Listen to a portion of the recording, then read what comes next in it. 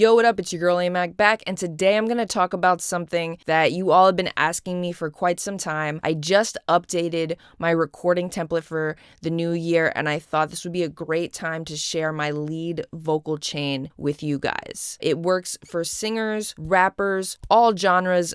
This chain has served me well for such a long time at this point. I really stand by it, and I'm really excited to show it to you guys. Before we jump into it, I do need to stress one thing, and that is that the input signal is the most important signal in the chain. If you do not have a clean, strong signal, good sounding signal coming in, anything I'm about to share with you right now does not matter. Making sure you have a strong input signal is absolutely the most important.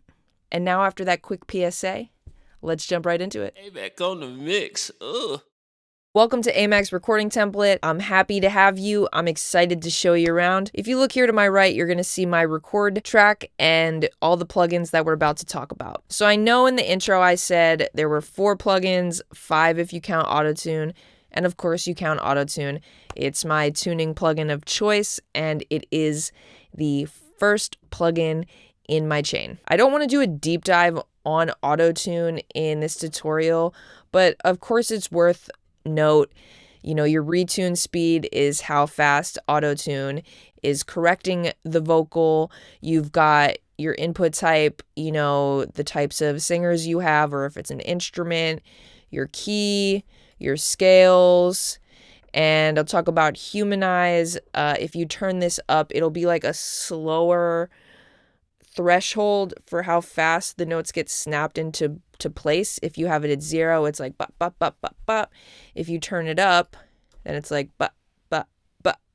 So, it's called humanize to make it sound a little more human. And when you have it at 0, it's a little more robotic. And just to touch on retune speed as well, if it's up to 0, that's the highest auto-tuny effect, like T-Pain that you can get. And as you bring it back, that lessens it, so for a really good singer, you're probably gonna bring it back a lot. For somebody who's trying to get the T-Pain effect, you're gonna turn it up. For singers in between, you'll be somewhere in between that. Now, moving on to my next plugin, which is the SSLE channel strip, one of my favorite plugins. This is probably one of the plugins I've been using the longest in my entire career, even before some of these other plugins I'm about to show you made it into my chain. This one has always kind of been by my side. With the SSLE channel, you can actually either compress first and EQ second, or EQ first and compress second. I like to compress first and EQ second. If you wanted to change that, you could just click the channel out button right here and it flips them. Like I said, I like to compress first, so let's talk about that and go into my dynamics section. I have a fast attack and a pretty fast release with like a 3.1 ratio.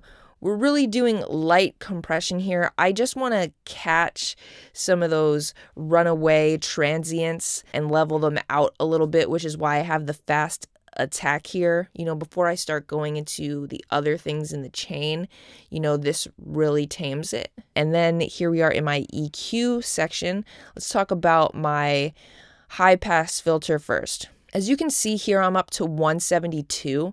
This is about an 18 dB slope, so it's kind of like this. We're not like just cutting it right at 171. And I know that seems a little high, but why I'm doing this is because I really want the vocal to cut through for the vocalist in their headphones when they're in the booth. And this really helps with that. Now, sometimes I will definitely pull it back, especially if I have a male vocalist in there who has like a really low tone. You're probably going to want to bring out some of those lower things.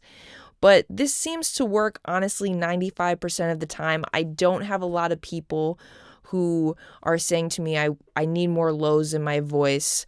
They think that everything's just cutting through really well. And when I go to mix, I will then pull it back and see where I really need it to be. And depending on the genre, it might need to be right there. Now, once we move down to these other bands, as you can see, I'm at 10K. I'm boosting about 6 dB. Please excuse my rainbow ball of death. And again, this is just to help the vocal cut through. People like to hear a lot of air and a lot of high end.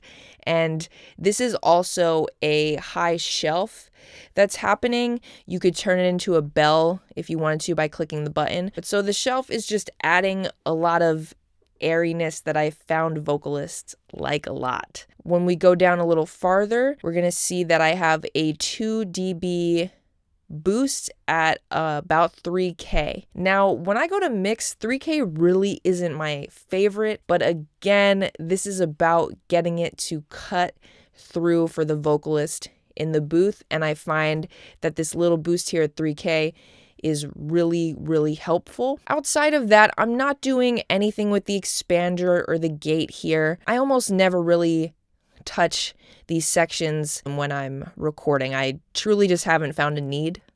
But feel free to play around with anything any way you want and make it your own. So then we move to the next plugin, which is the API 2500, which is for sure one of my favorite plugins of all time. When I found this, it changed my life. I actually use the API 2500 as a de-esser. I keep a soft knee, and the tone section here is shaping how the compressor reacts. On this loud selection, which is what I use, as you can see, it's like a slope up like this. So it actually kind of turns the highs up. So then the compressor is reacting to the highs first and not being triggered by the lows. When you use this and you try this, you're going to see that the API could hit it to like -10 and then it flies back super fast, which is what I like. But only when that's on an S is it going that far. It could be going to -10 on the S and we're only hitting -3 for the rest of it. And it's just such a clean de-esser to me. It really is one of my favorite things. It really is so helpful. I know it's a different way than most people use the API. I just remember there was a time in my life where I was going crazy with S's, like they were driving me nuts, and I found the API and it changed my life. So I'm using like a medium attack. My ratio is 4.1 and a medium release as well. While I'm recording, I almost always leave these settings here unless I have like a really, really, really fast rapper. Then I might make, the release even shorter just so it's kind of moving the same as the rap.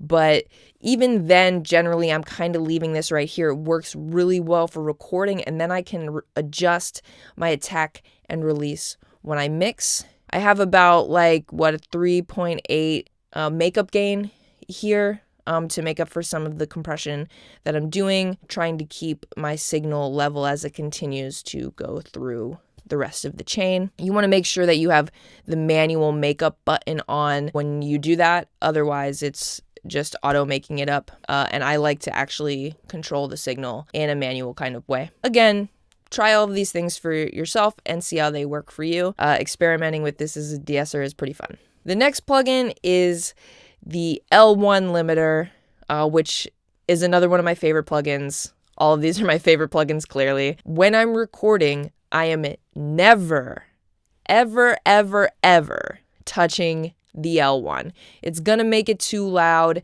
and then you risk feedback in your headphones.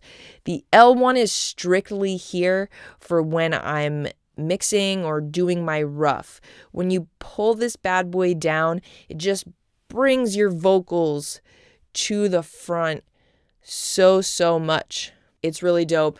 Try it, but do not have the L1 on when you're recording. Otherwise, you're going to get yourself into a little bit of trouble there. And then last but not least is the SSL GEQ, which I love. I use the SSL EQ a lot throughout my mixes and a lot of other places that we'll talk about another time. But right here, all I'm really doing is adding about a 3 dB boost at 8K. Again, this is a shelf. And that's just making up for some of the stuff like that the API is pushing down.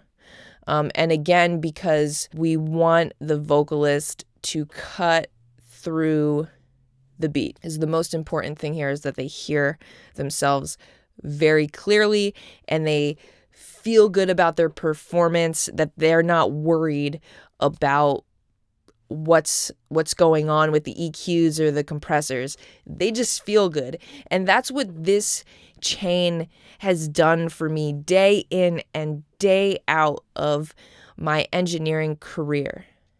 Most times when people get in the booth, they're like, wow, this really sounds incredible. And I'm super, super proud of that. And I hope that you guys try this and it really works for you too. If you have any questions about any of this, please leave comments and I'm happy to talk to you about why or why not I do some things here.